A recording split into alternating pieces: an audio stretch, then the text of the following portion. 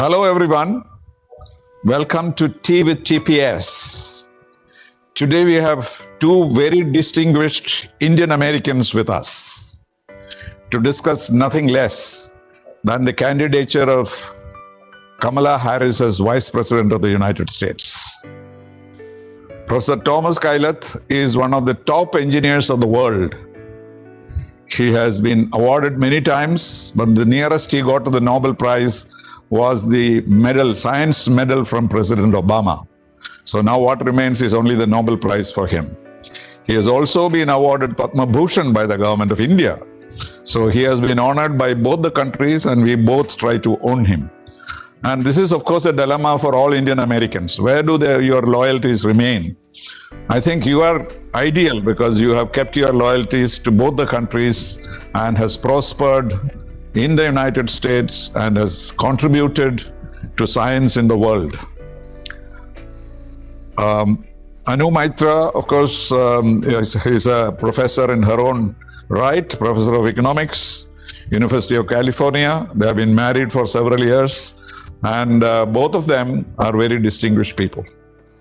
The good news that we all received a few days ago, that Kamala Harris was picked up by Joe Biden as his vice presidential running mate. This was, of course, partly expected. But when it happened, there was a flutter around the world. Why did he choose her? Is her joining him, has it improved his stature, his popularity? How will the Indian community see him? What will she be towards India if she becomes the president and probably the vice president? So these are all questions being raised. And I couldn't think of anybody better than both of you. You are supporters of Kamala Harris. You are Democrats, I presume, all through. So you may have anything that you say will be new to us because we know very little about her except her speeches, except her book, etc., etc. So as people who have known her, you may have views. She was, of course, California Attorney General also. And very active. I saw her only once and I was very pleasant experience of her.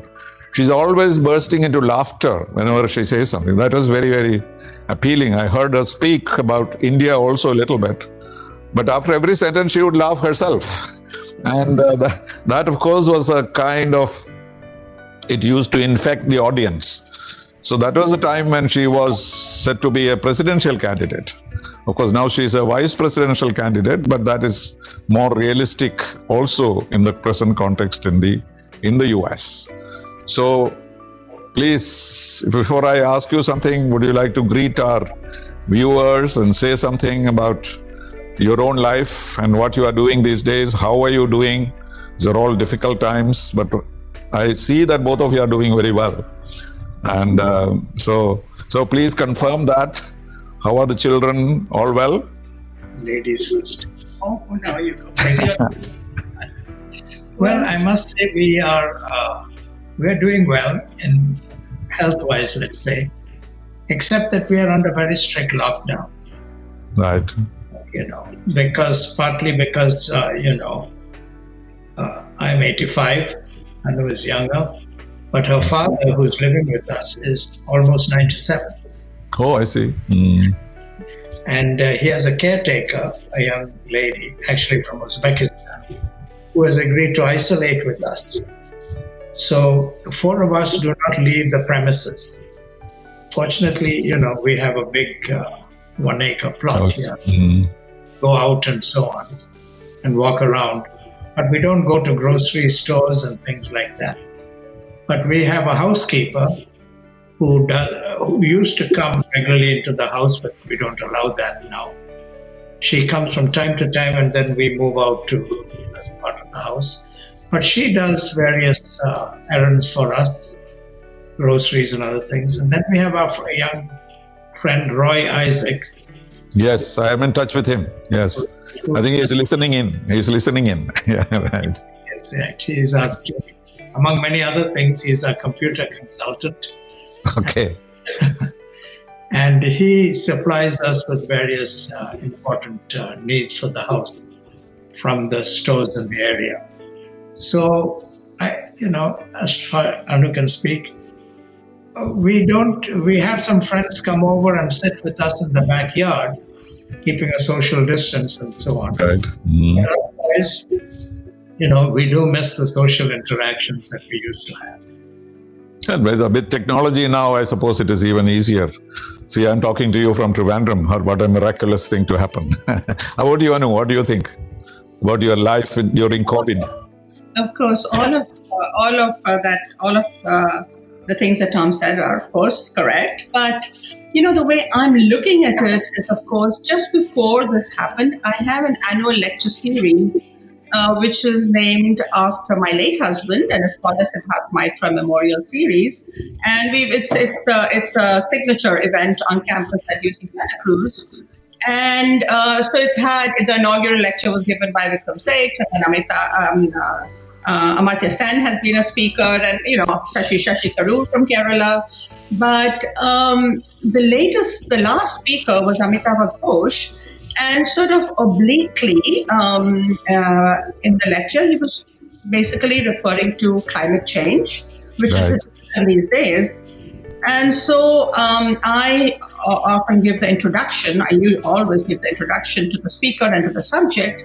And so I started reading up about climate change, and of course I was always aware of it, but I really got into it. And so the reason I mentioned that is because as we go into this era, and I'm hearing about the Himalayas being seen from Jalandhar, and the clean of the cities when they were in complete lockdown, and also personally in terms of what we are doing with our lives right now, I just think it's a pause of which we can use as an opportunity for reflection. And I'm hoping that a lot of the habits that we've learned, a lot of the ways of life or the modes of living that we've learned during this time is something that we will think about maintaining even after, I hope, when the COVID era is over. I'm hoping that we can still maintain some of those habits, because I think it's good for the earth to sort of step back a little bit, especially for the affluent. And this is, of course, very relevant for the United States and for India. So I'm hoping that we will be listening to Greta. Our house is on fire, and I'm hoping that we're going to learn these lessons, and also personal reflection. I think is giving us time to reflect personally. It's giving us time to do the kinds of things we would never have done before this era, right? For me, that's become something that I think I can use this opportunity for. Tom is actually quite busy with various things that are different from the kinds of things that he was doing when we went about our daily life in the pre-COVID era. So anyway, it is an opportunity. Yeah, I do want to say it is an opportunity in many ways, and you'll be aware of that. Zoom or WebEx allows us to meet people at one time whom we would not be able to meet. I have a bi-weekly session with about 20 or 30 of my former students. Okay. Information and so on. And I was 85 a few months ago. And my daughter arranged a sequence of events with different groups of family members. Some of whom, they were scattered. My students are scattered around the world, but who brings them together? I saw relatives whom I'd never seen. Hadn't seen for many years. Some of them never, I think. And some of them never, because there was no platform as such. There was no platform as such they would come together. This is true. This is very true. I'm talking to you because of this particular situation. Others would have waited for you to come to Kerala. So this is all. Yes, carry on. Please go on. In some ways, this is making the world of families closer together using technology. Right. And as educators, I think that world has changed forever. I think we could see it coming, but certainly that pace of acceleration has just gone on dramatically. And I think even after this, education will have changed dramatically. In a revolutionary way. I think there will be many schools that will not be able to survive this. And so anyway, we're going to see a lot of change in the process, in the ways in which education is given. And I think it's going to be more democratic. That's what I like about it, is that it's going to be a more democratic process. at least at the undergraduate level. I think graduate education may not change that much, but undergraduate education, I think, is going to go through a radical transformation because of the opportunities that have. That's true. No, but it has already happened with the massive open online courses. Universities like yours became accessible to people in India, but people didn't take it very seriously. I have been, recommending it for quite some time, but they said, "Oh, classroom is good," and that kind of a feeling. But now that we have been thrown into the water, we are trying to swim, and now there is online courses even for, preliminary schools, primary schools. And that has caused a big revolution. People who had not seen the internet is dependent on it day by day. So it's a big change. And so the so-called new norm that we are talking about, some of these will stay there and that may be good for the world. But the devastation that has been caused is enormous. The price we are paying for this change is enormous. Why do you think United States did so badly in this? That's a big surprise. It's another question, and you know the answer. Yeah, everyone knows the answer. You don't want to mention names, right? The only only major country in the world that did not have a national policy on how to. I mean, when things go wrong, when things are out of control in India, I can understand it because we have our challenges in terms of the educational system that we have, in terms of the size of the population. But really, there is no excuse for America to have done as badly as it did, and I can only see it as just a tardy response, a non-response to a major crisis. I mean, I have to, I don't know if you agree, but I think you do. No. I mean, that's very evident that there's no need beating that horse anymore. So it's a question of leadership, or failure of leadership. So let's go back to Kamala. And well, that's what we are coming to, the leadership. So do you think there should be a change in leadership? Right, exactly. And is it likely to happen? And what is Kamala's role in all this? Well, I think she will have a very important role because she's young and articulate and passionate and has ideas, and we're waiting for events to move along. Biden has just started to move around the country.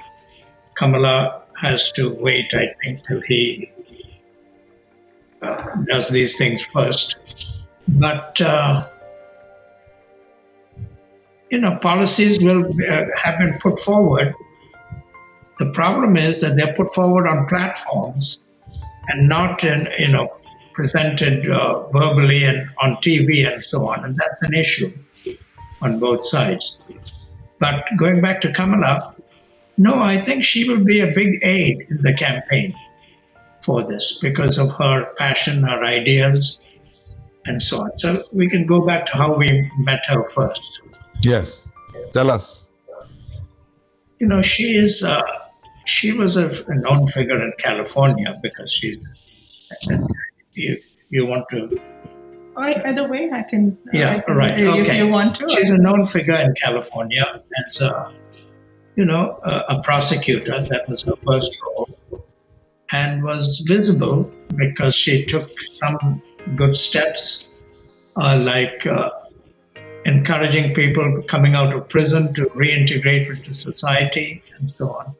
But she was also an aggressive prosecutor, and that has caused some pushback against her policy. But we met her when she was district attorney of San Francisco. This was in 2010, and she was running for attorney general of California. And my late wife Sarah, I don't know if you had occasion to meet her. No, I didn't. I know about her, yes. Right. So, among other things, there's a chair at UC Berkeley called the Sarah Kailath Chair. And there's an annual lecture series, which we could not establish while Sarah was alive because she was a very private person. and did not want such publicity and so on. She was actually reluctant and not happy that I named a chair after her. But so we had the first Sarah Kailath lecture in 2010. Sarah passed away late in 2008. Mm-hmm. And Kamala Harris was the first speaker. Oh, okay. Mm. So The subject, I think it's important to mention. The Yes, I was going to ask what the topic was. Not topic, her topic was not, but the theme of the lecture series is important, and that was suggested by Anu. suggested by me, but more importantly, the theme is women and leadership. So Right. it was an inaugural lecture given by Kamala Harris. At that time, we couldn't have foreseen. I don't know if she had announced her run for Attorney General yet. I think she was still, I'm not very sure. This was February of 2010, so we can check. But she was the district attorney of San Francisco. And after we had decided that this, it was something that I had suggested, and the university loved it, and Tom also thought it was a great thing in memory of Sarah. So I contacted Kamala Harris, but never imagining that one day she was going to be. I'm of course very optimistic. I'm hoping we can come to that later, but that she would be in this position. And so she delivered, and I like to think of that lecture as having been her lucky start, because after that, her career just took off. And Right. here we are in a very short time. I mean, very short So time. you have been a catalyst in her rise, we can say. Yeah, I know. I mean, I'm joking, of course. Right. No, So- she had her campaign. We went to some of her early events, and she was saying, I hate raising money. One of the things the candidates have to do is raise a lot of money. And it's Right. But, she had many loyal supporters, including, for example, a well-known venture capitalist, John Doerr, and others. So she was it was a very close race. The district attorney of California, the attorney general of California. Attorney General, yeah. Her opponent was a DA in Los Angeles, and the vote was very close, just a few thousand votes. But Kamala, you took that, and Obama, this was 2010. Then Obama was still president, yes. 2010. Obama was president, but Obama was aware of her. There were some embarrassing episodes when, there's a political correctness, PC issues in the US. And I see. Get this very very good-looking attorney general. You're not supposed to. Comment on that. Mm-hmm. Fan of hers, and likewise. So she became visible at that time, and she became nationally. and I think she became a very, very effective fundraiser also. I mean, she hated to do it, but she was very effective. And I sort of want to fast forward. So we have supported her over the years. I mean, for all political offices that she's been running. But when she announced her candidacy, but we had not met her. Most of this, I think, once I did actually go to an event. But otherwise, we were mainly making donations through online or with checks sent in the mail. But last year, I decided there was going to be a relatively small gathering of women who were supporting, including, I think, John Doerr's wife, and in Atherton, which is the town that we live in. And I decided that I would actually go to this event. And this was, of course, last year, 2019, when she announced her candidacy in the primaries. And it was a small group, but when I entered and was face to face with her, she said to me, this was now 10 years later or 9 years later, and she said to me, "Hi Anu, how are you?" I was floored, because either she has a great memory or she studied the guest list. Yeah. I think both of which are real compliments. Yeah. Or the last option is that I'm unforgettable. I agree with you. Joking again. Very good. No. That's I was just really, really impressed with that fact that, and she was dynamite as a speaker. I think everybody in that audience wrote the maximum checks that they could have written, and because she was just so passionate and so good, and just so she's become a very effective fundraiser, which is, I think, an important.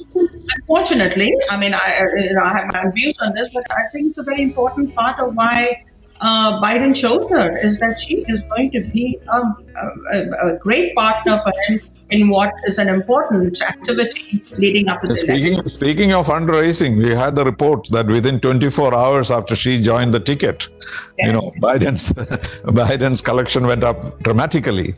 So, but does it anything to do with the Indian community? Are they the ones who are giving her more money than the others? No, I don't think so. The Indian community, of course, is pleased and proud about it and are supporting her. But I think it was the nationwide support. I want to go back to, continue with her career. So when she was Attorney General of California, the next position normally people aspired to, and we thought she would be governor of the state. That was the So she went to the Senate instead. Senate, right? Yeah. Fortunately, that was fortunate because, once you're in the Senate, it's practically Dianne Feinstein, the other California senator.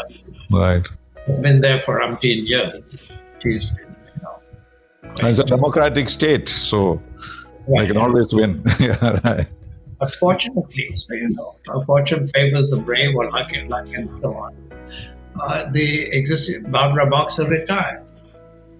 And so Kamala saw the opportunity and coasted in California. It's a totally democratic state. So that put her in the Senate.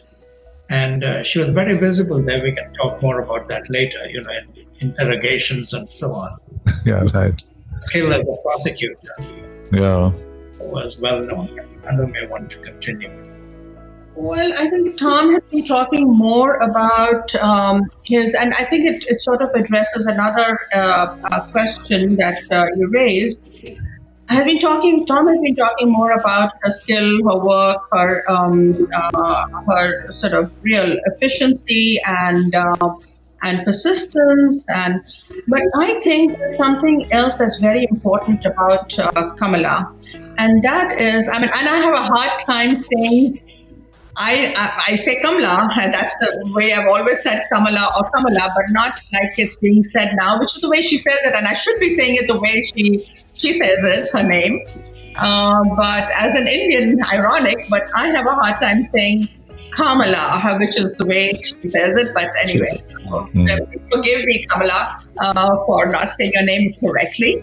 But I think the important thing about Kamala is that she represents the promise of America.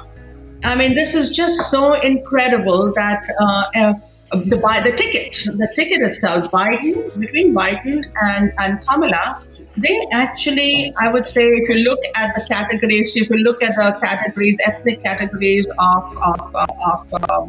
along which the census is conducted, or the race or the ethnic categories, I mean, they have Kamala added about 20% representation with being on the ticket. I mean, that is major. I don't know if it's going to translate into success, but I think in terms of the ticket representing America, I think it's unbeatable. I mean, it's incredible. Just the addition of Kamala made that ticket look like what America is today. And so that diversity and inclusion that we talk about, I mean, Biden had, of course, for a long time committed to having, it was time, and he had committed to having a woman chosen as his running mate. But and black also was. Yes, and some black candidates were considered. Yeah. And I think that the time was right. Also, again, fortune favors the brave, because the time was right with Black Lives Matter, which the movement that came from a very unfortunate kind of situation, an unfortunate murder of George Floyd. think that the urgency of having a black woman also got escalated, and so it was almost like, I mean, we saw some other names, but there was no one like Kamala at that point in time. So it was like this, just the sweet combination that was just the right ticket for this time for America as it is today. And so, I mean, I just wanted to also mention that this is a very important aspect of Kamala's choice and of Kamala being there on the ticket, is that the ticket now represents America the way it is today. And I think the Floyd incident actually erased one negative point that people were pointing out, that she was very critical of Biden during the campaign. And that must have been in his mind, and that may have been worrying him. But this particular change in the racial situation may have erased it. Do you agree with that? I think partly his general, but I think that was also Biden's. I mean, I don't know what happens at that level in terms of pressure being brought on and in terms of vested interest. But I think it does represent, it is to the credit of Biden that in spite of the fact that she was pretty aggressive in that first debate that they had against him, that he was generous enough, and in politics you rarely see that he was generous enough to actually choose her as his running mate.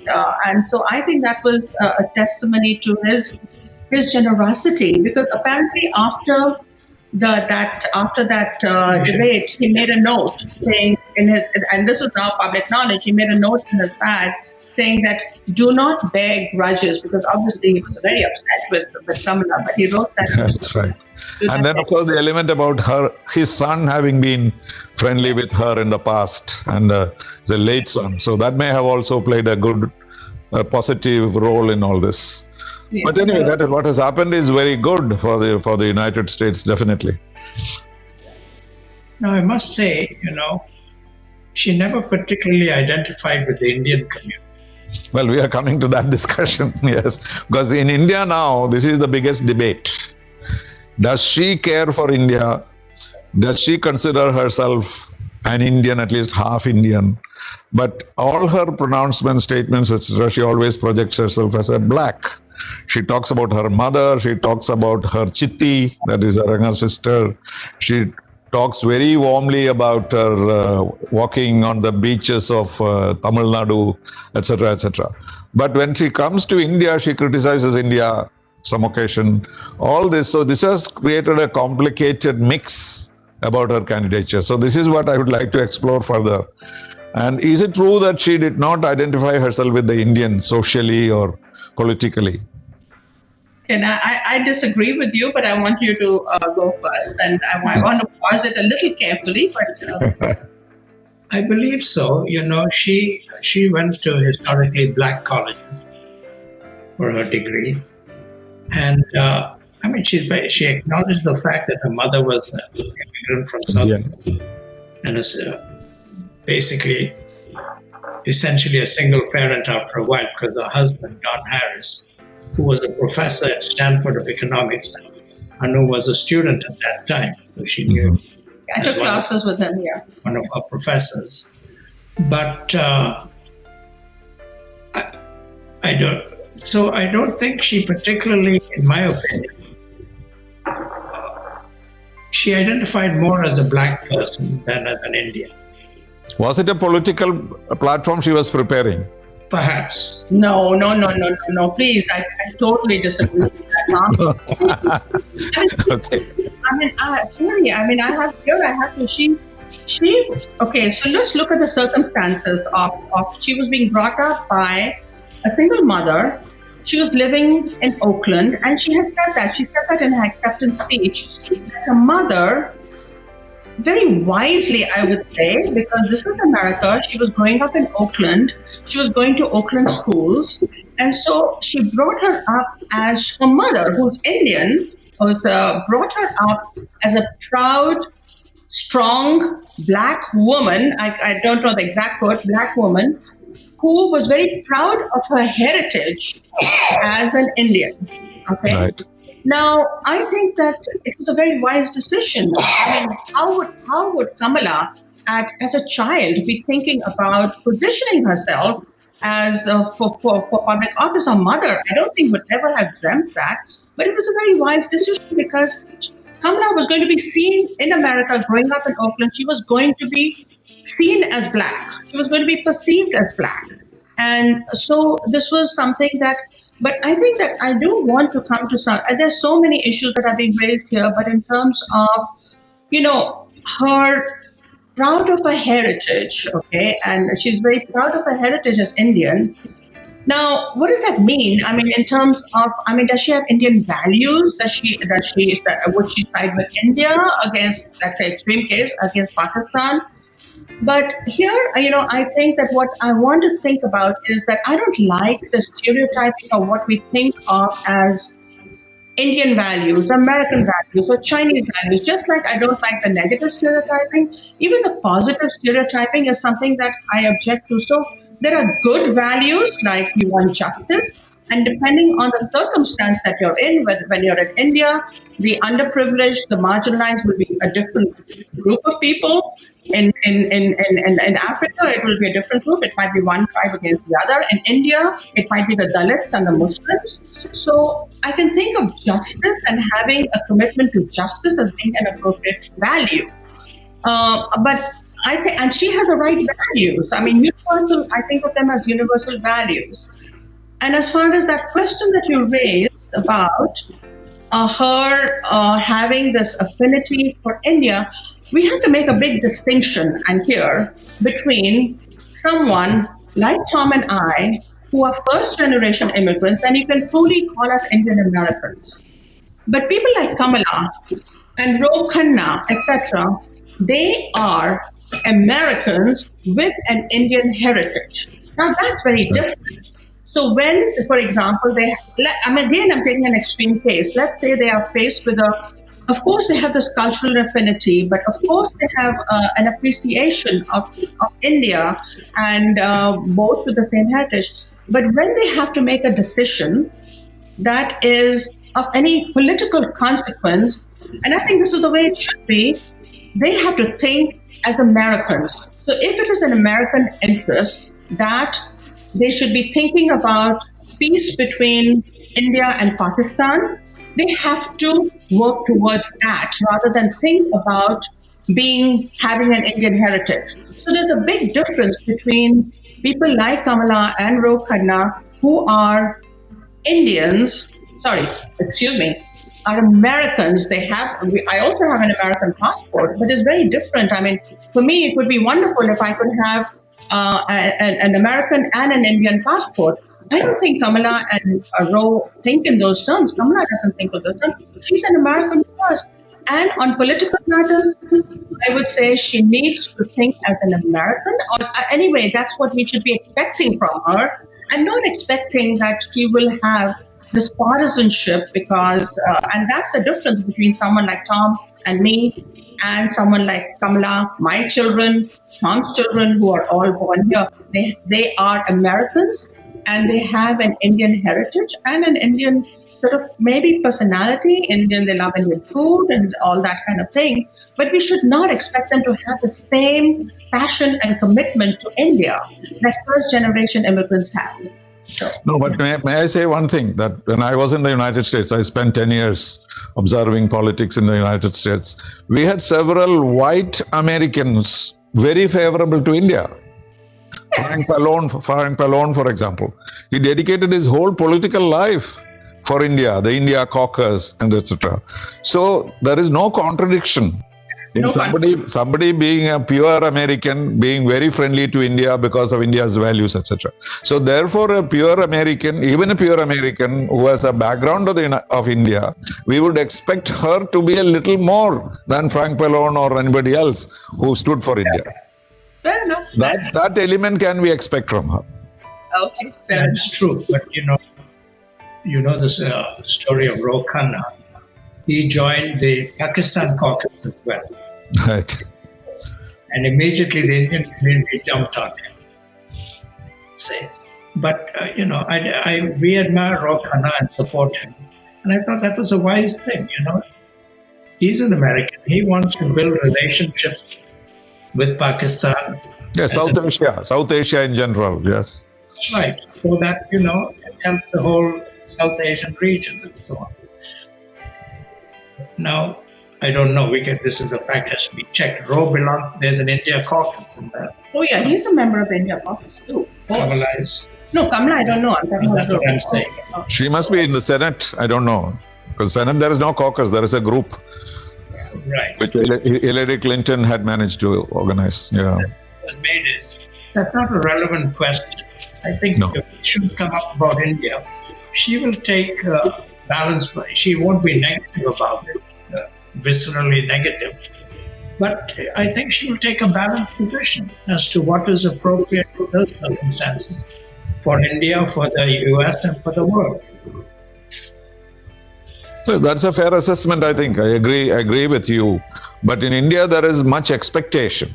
Yes. So that's That here it is now. Now we have a friendly vice president, maybe a friendly president, and that kind of expectation is rising here.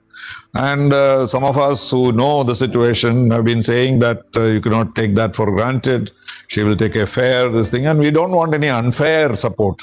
And therefore, we can expect her to be reasonable, because whenever she talks about India, she talks about values which are common between India and the United States. Freedom, independence, and minorities' rights. These are things which are universal. She doesn't talk about Mahatma Gandhi or Jawaharlal Nehru. That kind of attachment to Indian politics she doesn't have, I think. Yes, I mean, the natural affinity for America should be towards India because of the shared values. I mean, in democracy being a very important, the maintenance of our democracies being a very important shared value. So I think that the priors are there, absolutely. And then, her heart will also, I'm sure, will lead her in the right direction often. But I think that we need to temper our expectation, as I said, of someone who is an American first, and that's the way it should be. I mean, No, she has an uncle in Delhi who was also interviewed, and he expressed more or less the same opinion. He said she will be fair, and the fact that she has Indian blood in her will basically generate an interest in India. But beyond that, you should expect her to behave like an American politician. And it is a bipartisan support for India. You cannot say that the Republicans are friendly with us, Democrats are not friendly with us. In fact, some of the good things that happened to India was during the Republican time, like the nuclear deal, for example. It was not possible under the Democrats. So that kind of thing is there, and therefore, and he also made the point, there are no major issues between India and the United States. We have become, earlier there was this nuclear issue, which was a big problem, non-proliferation, NPT, etc. But that is out of the way. We are also part of all these regulatory mechanisms, except NSG. And so what is the big issue? So it is a matter of continuing, and at the moment with the Chinese crisis, we are even moving closer to the United States at this point. So that will not make any difference, and that is the main thing. And therefore, whatever element of sympathy for India she has may come up at a particularly crucial time. But at the moment, she does not have to choose between, say, India and somebody else. Exactly. yeah. Now, about the Indian American position, because 80% of the Indian Americans voted for Hillary Clinton. But now from what I hear from friends of mine who are in America, they say, no, we are more sympathetic to Donald Trump because Trump and Modi are great friends. Is there any truth in this? Howdy Modi and Namaste Trump and all that. Has it made a big impact on the Indian community? We live in a bubble. We live in a bubble, and California, will vote heavily Democratic, whoever the candidate is. There's no doubt about it. But I'm losing my thread here. Your question was how does the Indian community has shifted from Democrats to Republicans? No, I don't think so. No, I don't. I think it's still very heavily Democratic. Okay. Yeah. Well, that's one thing we don't know, because people do say, and one thing they keep arguing is about the friendship between Donald Trump and Narendra Modi. But I'm sure he will have the same kind of good relations with Biden also. So I don't see that as an issue. But there is that. The only issue I do see is that, today, if you look at the ethnicity of Americans, the most successful ethnic group is Indians, okay, broad ethnic. So it's the most successful Indian group. And partly, Though small, only 1% of the population, right? yeah, Or 1% of the voters. Yes, but in terms of supporting the fundraising and all that, what's happened in the Indian community is also very interesting. Is that if you look at the income inequality within the ethnicity, the Indians have had the most steep increase in income inequality within in the United States. The most steep, dramatic difference in terms of the way income inequality within the Indian community has gone up. Which means, and of course, this is because at the top you're getting a lot, and in Silicon Valley we see it all the time. There's hardly a startup that does not have an Indian in some major position, any major company. I mean, you guys are seeing all that. But so it's become very concentrated, partly because of the wealth that has been concentrated in the hands of the very few. Now, so do you mean that his pro-rich policies are attracting the richer Indians to him, to Donald Trump? That's the point I was trying to make. There is this perception that Republicans will be kinder, and traditionally they have been kinder to the rich than the Democrats will be. And so there might be tax concessions and so on. Yes.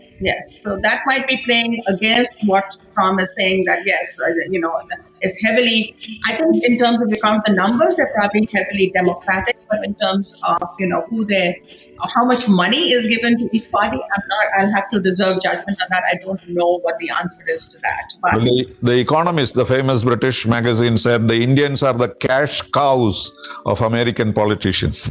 Is it true? Because they're bringing in the cow element also. So this is their judgment. Never overlook a pun if you can get it in. Then some of the statements that Kamala had made during the previous, say in the last 1 year or so, against this Citizenship Act and also Kashmir 370, they seem to come out again and again. And this, of course, had died down, but now Pakistan and China seem to be raising these issues in the present crisis between China and India and Pakistan and India. But the United States is very much on our side, on the Indian side, that these are internal matters, must be sorted out. But India's integrity, freedom, etc. must be protected. And so, can we hope that she will take the same line without having any prejudice about what she has already said? I think people behave very differently when they're candidates and when they are in office. This is true. I make this point all the time. No, Obama was not particularly friendly with India. He was willing to vote against the nuclear deal. But he became one of the best friends of India. Bush had not heard of India when he was a candidate. He said, "Who is the prime minister? I don't remember." But he did much more for India than any other American president. So this is true. I agree with you there. So when she is in position, she will look at India and the United States rather than Kamala Harris and India. And that, I think, will be automatic, I think. So let's see. It's she's a very intelligent person. Yeah, that's. So sorry, she's great advantage. A very intelligent person. Okay, good. Yeah. And very smart. Yeah, exactly. Intelligent, smart, balanced. She's just. It's very hard to think of a president that. Having all those qualities that Obama represented those qualities. And there's one thing I did want to say that sort of escaped me. When we're talking about justice, it has a different different connotation depending on, who are the marginalized, who are the poor, or who are the. But the one common thing that you in all these countries is that the women are always going to be among the marginalized, among the poor, among the most affected by disasters like climate change, etc. And so I can't stress that enough. The fact that she is, to me, the fact that she is a woman is just so important, that she might be our president one day. I mean, to me, it's just monumental. That we've had a black president before, but he was still a man, and so to me, So here you have a female Obama for you, as they say. No, but this is the thing. What will the white American women vote for her? That is the issue, because the minorities are mostly with Democrats. So how will the women divide themselves between the two? Can you guess anything? I would think there's a distinction between the college-educated women, white women, and the others. And I think in the suburbs also, the college-educated women will tend to support the Democratic Party. I see. Majority. I mean, there will of course be people with different opinions. I think for a number of reasons which we need not go into elaborate. The polls show that the support among educated men and women for the Democratic Party is higher than the Republican Party. And President Trump's own views on women are not popular with white women either, isn't it? Yeah, first is the draw of Kamala, that she's a woman, and then look at our current president and the respect that he gives to women. I mean, so there's that negative part, and I think that more and more it's showing that women, including white women, are definitely. I think there are going to be more women who will vote for the Democratic ticket than they did in the last election. Because of as mothers, as nurturers, as people worrying really and taking care of the household during the COVID times. I mean, that has not helped his cause either. Apart from his attitude towards women, apart from his treatment of women, apart from his language about women, I think there is also this fact that during this time, I think women have been drifting, worrying about a president who is not giving them the right information, trustworthy information on a major catastrophe like COVID. And I think so women as the nurturers in the household are drifting towards, it's the polls, I don't know, it's hard to trust the polls. It was just so, I lost a huge bet the last time because I was so sure. But she got 2 million votes more than President Trump, the popular vote. So that is for sure. But the problem is there. I was coming to that. No, I should correct TP. She got, in fact, 3 million votes, but California gave her 4 million. Right. That Kamala will also get this time. That's right. So that brings us to this whole question of the swing states and the battlefield states and so on. Do the Indians play any role in those states? Many of those states are in the Midwest. I think they do. Not too many Indians there. Yeah. Than on the coast. And therefore, the Indian aspect is not going to influence those votes. Yes. That's very... Yeah. The present election, law and order is going to be an implication also. Right. So it's a fraught time. Statistics, yeah. Yeah. So there are 3 crises in the United States: the COVID crisis, the race crisis, the health crisis. So people want to have a president who can deal with these issues. That might be the deciding factor. And that is probably what gives Biden a better chance in spite of all the other negative implications of that. So that's what gives us hope. He's already about 8 percentage point ahead of President Trump. So let us see that the best man win. Yeah, But Professor, time that way because usually it's, the economy is a very important aspect of the election. And I think that has, for the moment, I think taken a back seat, which is a very interesting time for American elections, because usually it's the economy that, to a large extent, determines either the expectation of what's going to happen or what has happened, etc. So you're right, absolutely right. It's a very different time for an American election than usual. Professor, may I ask you also a little bit about technology after COVID? How do you see the growth of technology? All these new things like artificial intelligence and so many other things which Indians are still trying to catch up. So is that there's going to be this divide going to grow in your perception? Well, the technology is advancing very quickly in AI and so on. And I think the major threat is going to be from China, Right. in these fields. So India, unfortunately, has missed out on the technology fronts. Semiconductor. But the last century we did very well. San Jose is run by the Indians. So in this country, not talking about in India. Yeah, right. No. Even there, at the level at which you work, like innovation and new technology and so on, Indians helped a lot. No, I came to this country in 1957. Right. With hardly any Indians at MIT, for example. It so happens that I was the first person born in India to get a PhD in electrical engineering from MIT. Right. There are, lots of them.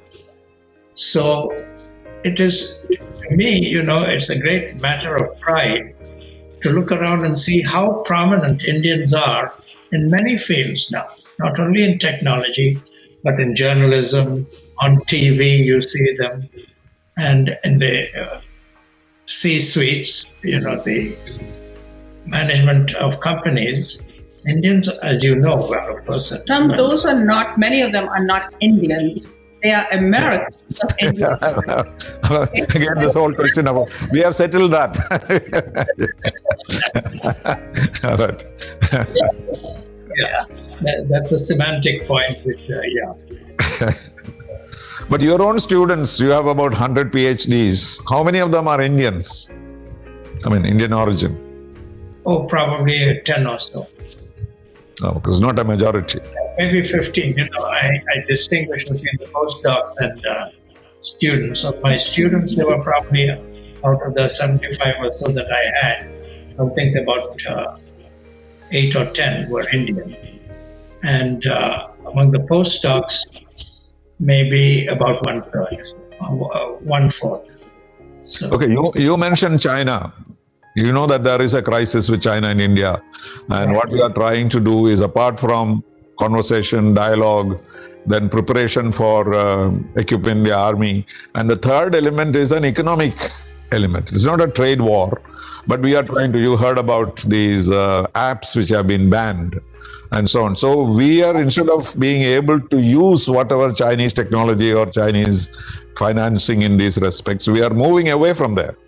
And the United States also in the future will be a little more distance from China. So is this going to affect the global growth of technology, or will it be all monopolized by the Chinese, or the situation will not change so dramatically? I don't think it will change that dramatically, because the American system of innovation and the American research universities in America are still way ahead of China and the rest of the world. This is not to say that. You mean in terms of innovation, in terms of patents and so on, and the funding and the money, because the Chinese are planning to get into a vacuum created by the United States. That is their ambition. But will there be a vacuum like that? Not in technology. The Chinese are even finance. There will be no vacuum, don't you think? However much China may grow, they are not going to catch up with the US economy in a hurry. No. It is that they expected when COVID came. No, COVID hasn't really affected the growth of the economy, especially on the technology side, is still, American property. So technology leadership, I think, in the U.S. will stay. Now, there are not. This is not to say that there are not issues. Right. Support for growth of technology, supporting Indians. Immigration is an issue because a lot of the PhD students are, we don't say foreign, we say international, and so on. So there are issues, but still, I think the American research universities are a magnet for people from all over the world, including from China. China, largest number of students go to United States. No, but I'm saying if there was a cooperative relationship between China, US, India, that would have helped technology growth also more. That's the point I'm trying to make. Yeah, so to ban a few things here, to exclude China from something, they're doing the same thing with us, may have an impact on growth of technology overall. That's true. I mean, TikTok is much in the news as you know. Yeah. India has taken steps in that direction, and the US. So, the cooperation, no doubt, will help everybody. But now we are talking about self-reliance, Atmanirbhar, self-reliance. Mr. Modi is emphasizing. The Chinese also started talking about self-reliance. So the international cooperation aspect, multilateralism, for example, is not doing very well, with the Americans saying that, America first. So all this might be negative for the overall growth of the world. But then we have to innovate and see how we can contain it. Well, thank you very much. I'm sorry to have disturbed you at the middle of the night like this, but I'm glad to see that you are fully awake and fully conscious and very alert to the things happening around us. So it has been a great joy talking to both of you, and I'm sure our viewers will very much benefit from your analysis. Of course, Kamala Harris was the center of our discussion, but we also talked about other things. I'd like to see. I think I liked Anu's description of her being the promise of the United States. I think that's what I'm going to propagate now on, not to say promise of India. But when you say promise of the United States, it includes the multipolarity, the multi-racialism, everything. So it's a success of America rather than success of India, but India has a stake in it. I think that may be a good line to take. Thank you very much for that insight. One small correction, it came to mind. I think I've got all the awards that I feel are appropriate, but there is no Nobel Prize in engineering. No, not for engineering. But you can't get it in physics? No. No, I'm not a physicist. You could get it in mathematics. Or if you work harder, you may get it for peace. Peace is now being defined very, very broadly. It is not just stopping of war. Somebody who grew trees in Kenya got the Nobel Peace Prize. So understanding among people, international cooperation. So don't give up hope yet. Thank you. Thank you very much. On that happy note, waiting for the Nobel Prize to come. All the very best, Anu. All the very best, Professor. Lovely seeing you again. TPS. Looking very well. You're looking very All well. right, thank you. Thank you very much. All right. Bye-bye. See you soon. There is some effective competition for Zoom because this is the first time we've used WebEx. We haven't used WebEx before. So I'm happy today was very good quality. And my technical team is responsible for that. But Zoom has now a big danger. Remember Aziz Hanifa, the famous India abroad. So there was a big function in New York, which my son was the master of ceremonies. And halfway through, pornographic films started coming on the screen. And they could not switch it off. And this has happened even in India. In schools, it has happened. So now there is a clear preference for not using Zoom because somebody is sabotaging it, obviously, but that might affect them. But that is the most popular, even in India today. Yeah. All right. Thank you. Thank you very much. Bye-bye. Bye-bye.